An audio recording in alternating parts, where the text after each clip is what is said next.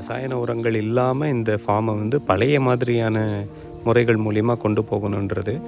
So எங்களுக்கு வந்து இனிஷியலாகவே நிறைய பிரச்சனைகள் நாங்கள் பார்த்தோம். இந்த மரங்கள் எல்லாமே நாங்கள் வந்து கிட்டத்தட்ட 150லேருந்து 200 ரூபா கொடுத்து நாங்கள் வந்து நிறைய இடத்துலேருந்து கலெக்ட் பண்ணி கொண்டு வந்து வச்சோம் தென்னை மரங்கள். இந்த தென்னை மரத்தில் பார்த்திங்கன்னா ஒரு 3 இயர்ஸ் ஆன பின்னாடி மரங்களில் நிறைய அந்த மட்டைகளில் ஓல்ஸ் ஆகிறதோ, அந்த இலைகள் எல்லாமே வாடி போய் கீழே விழுற மாதிரியோ, இல்லைனா கட்டாயிட்டு இதாகிற மாதிரியோ, அது நிறைய விஷயங்கள் அப்சர்வ் பண்ணோம். ஸோ இது என்ன ரீசன் சொல்லிட்டு நாங்கள் சில இடத்துல கால் பண்ணி கேட்கும்போது, நமக்கு ஸ்பெஷலாக இந்த கோயம்புத்தூர் அக்ரிகல்ச்சர் யூனிவர்சிட்டியிலையும் கால் பண்ணி கேட்டிருக்கோம். 2வது வந்து பேராஷூட்டோடைய கல்பவ்ருக்ஷாவிலையும் கேட்டோம்.